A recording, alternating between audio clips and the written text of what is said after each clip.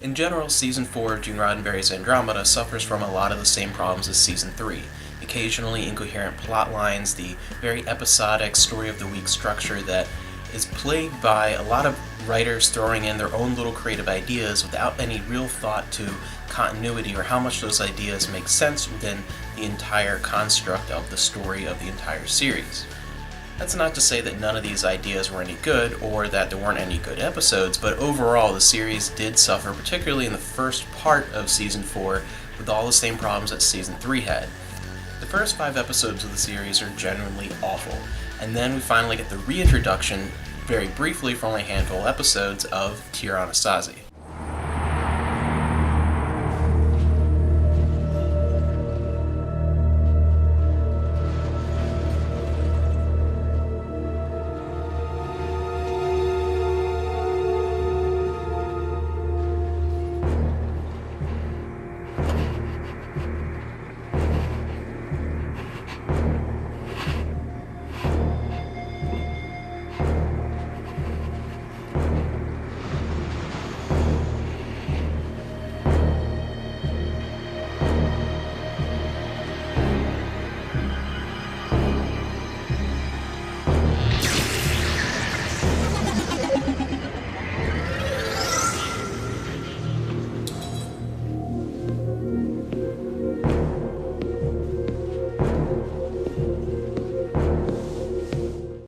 Now, Keith Hamilton Cobb left the show and is only back as a guest star after the end of Season 3.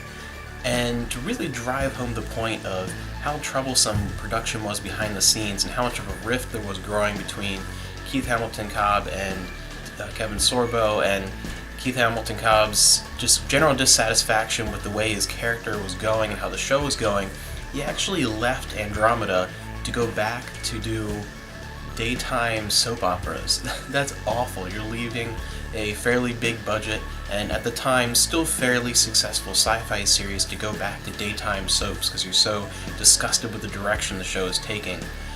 That is just awful.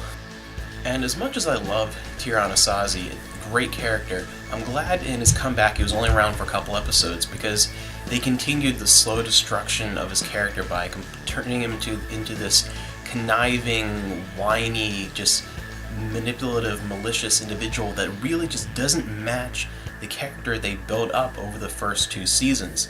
He becomes a very unlikable character that is just, he's not even respectable, and he moves beyond the point where he might have a path that you might disagree with, but you can still respect the path that he's taken. You can still respect the choices that he's making, whether you agree with them or not. And there's a great dynamic between him and Dylan, and just trying to reshape the universe in their own image, and those images are very different. He's now someone who's just this annoying, idiotic villain who you know is wrong, who you know is going to fail, who has become just self-serving in just a completely different way than the survivalist we came to know. You have what I need. Give it to me. Here you go.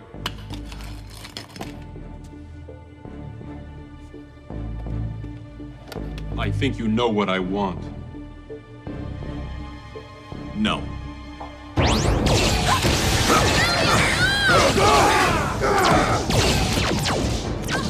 Here, you coward!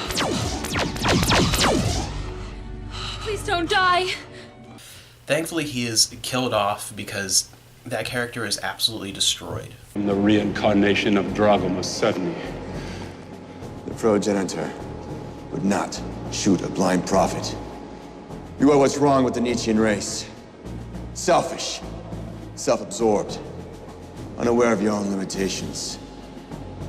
Your career will end here. I will end it.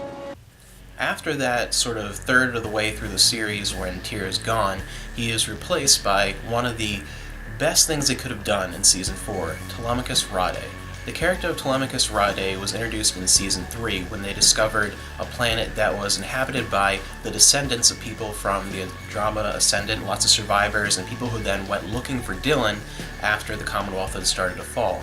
And they had still kept up a Commonwealth structure, cut them off from most areas of the slipstream, and were this surviving little paradise hub of the old Commonwealth that then became the capital of the new Commonwealth. He is the genetic reincarnation of Geharris, the original commander of the Andromeda Ascendant and Dylan Hunt's best friend. His introduction to the crew was a little bit worrisome at first, but turned out really, really great because they could have gone several ways with the character, and instead they made a smart choice.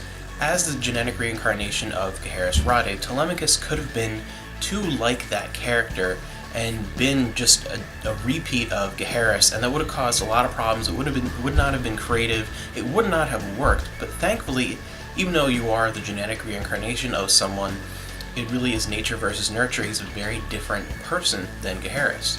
And they also could have, in placing him in the crew, done just, okay, I'm the new Tyr now, because he is a Nietzschean.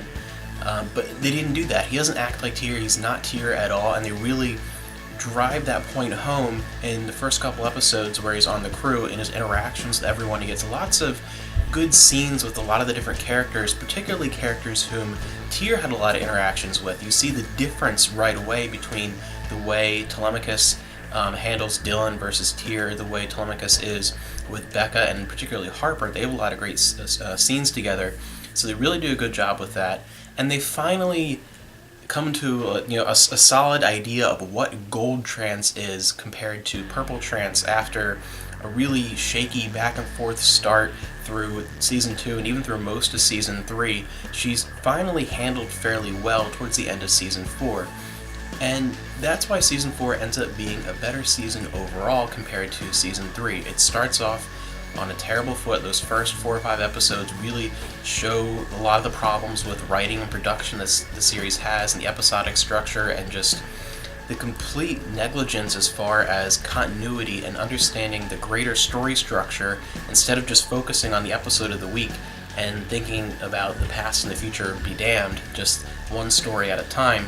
That doesn't really work.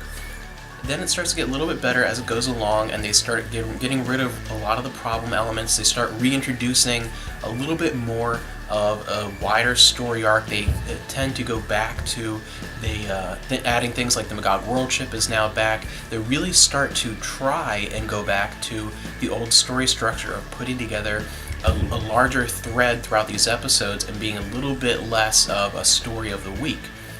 And it's not 100% successful, but the effort alone and the addition of Telemachus does make the season overall much better as it goes along compared to season 3. And I will say this, the last 4 or 5 episodes of the season, particularly the 2-part season finale, are actually tremendous. The 2-part season finale is pretty fantastic and honestly up there with the quality of season 1 and 2. We need to teach these people how to survive. These loving people trance. To save them, I have to take their innocence. Whatever happens, Dylan, I feel it is the end of our adventures as we have known them. They're powering up a point singularity weapon.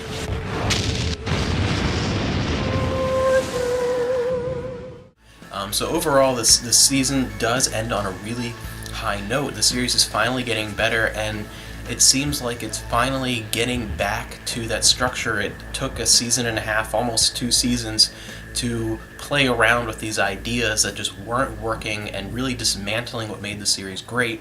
But now finally, as this season 4 comes to a close, they're finally starting to bring those elements back and trying to make things work and reorganize the series and finally become good again. And I was so hopeful going into the beginning of season 5 after this. I mean, there's just so much quality, and you're excited because it feels like, oh my gosh, they're finally bringing this back. They're bringing it home. It's going to work again, and it's going to redeem itself. But we'll see in the next video that they took an entirely different direction, and the 5th season is like a completely different show. And yeah, the 5th season is pretty interesting.